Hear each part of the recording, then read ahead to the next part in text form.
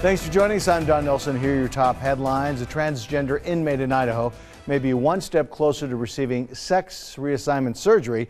This after a federal judge rules that Idaho prison officials may not delay the operation while they appeal a court order to provide it. U.S. District Judge Beelin Windmill says that he believes that the Idaho Department of Correction appeal is likely to fail and that delaying Adri Edmo's surgery could cause the inmate great harm.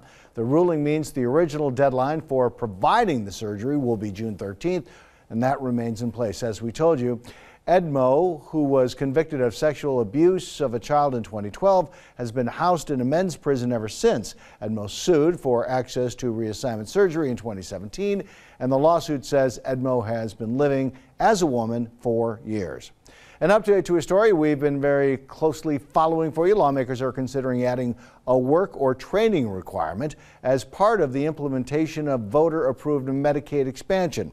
A new bill would require recipients to meet employment standards similar to the state's food assistance program. It's set to receive a public hearing likely later this week. The bill would also end Medicaid expansion if the federal government's share of the cost dropped below 90%, and it seeks a waiver to let some people who would qualify for that expanded coverage to instead get health care for the state exchange. Voters strongly approved the Prop 2 initiative with no work requirement back in November, and supporters say lawmakers shouldn't try to tinker with the laws. 61% of Idahoans voted for Medicaid expansion. That is a landslide. But yet, elected officials want to change the law that Idahoans voted for. We reached out to the bill sponsor, Republican Representative John Vanderwood, but he had no comment but got no reply. Medicaid expansion aims to provide coverage for roughly 60,000 Idahoans in the so-called health care gap. Those are folks who make too much to qualify for Medicaid and too little to qualify for subsidies on the state health exchange. Advocates for straight Medicaid expansion say they believe the additional requirements would do more harm than good, effectively creating a second gap that would needlessly increase expensive bureaucracy. Now, Rachel Garceau with the On Your Side forecast.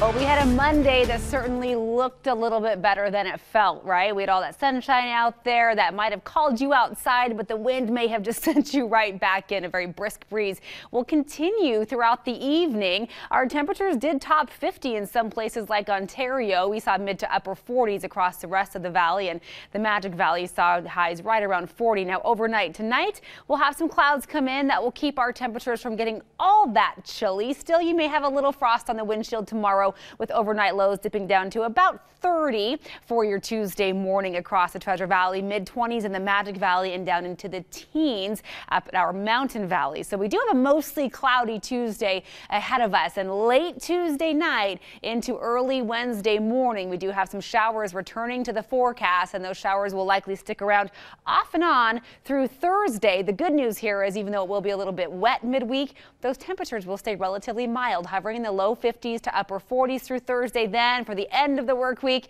here comes a cold front that will drop our temperatures back down to well below average for Friday and Saturday, and then we will slowly start another warm up early next week. For your very latest news and weather headlines, remember you can always visit 6onyourside.com.